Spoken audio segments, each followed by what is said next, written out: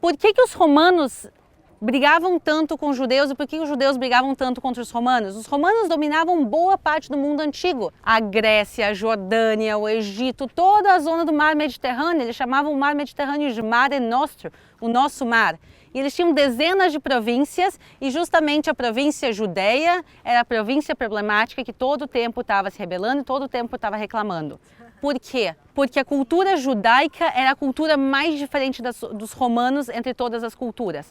Por exemplo, os gregos e os romanos se inspiraram muito nos gregos, mas os gregos e os romanos, eles não tinham pudor na questão de vestimenta. Os ginásios, os esportes, as Olimpíadas, pessoal, era todo mundo nu.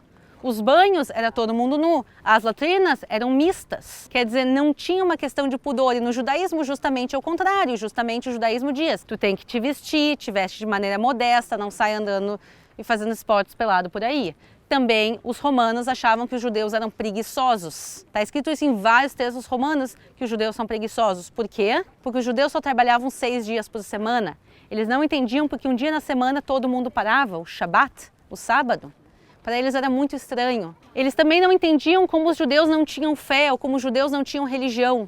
Porque para eles, quando o romano queria adorar, ele entrava num templo, via estátua que fosse de Júpiter, fosse qualquer estátua, eles iam e adoravam as estátuas. Quando eles entravam no templo de Jerusalém, o que eles viam? Nada. Não tinham estátuas. Os judeus também nas sinagogas não tinham imagens. Quer dizer, eles não entendiam como os judeus podiam orar e crer sem imagens e sem estátuas. Então, realmente, a religião judaica e a romana eram muito diferentes, as culturas eram muito diferentes e por isso tinha tanto atrito e por isso acabou culminando com a opressão romana, com a rebelião judaica, com a destruição de Israel e com o exílio de Israel. Tudo isso começa justamente com a tua pergunta, como os romanos não tinham pudor?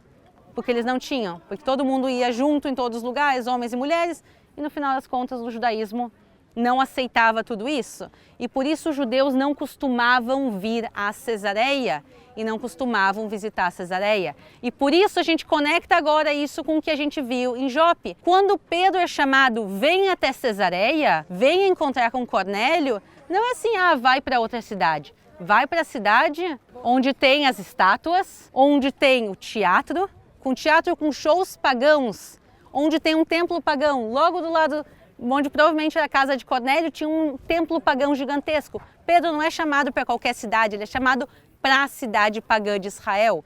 E por isso ele ter aceito esse convite, vindo até aqui, sentado com Cornélio e batizado ele, realmente uma revolução para aquela época.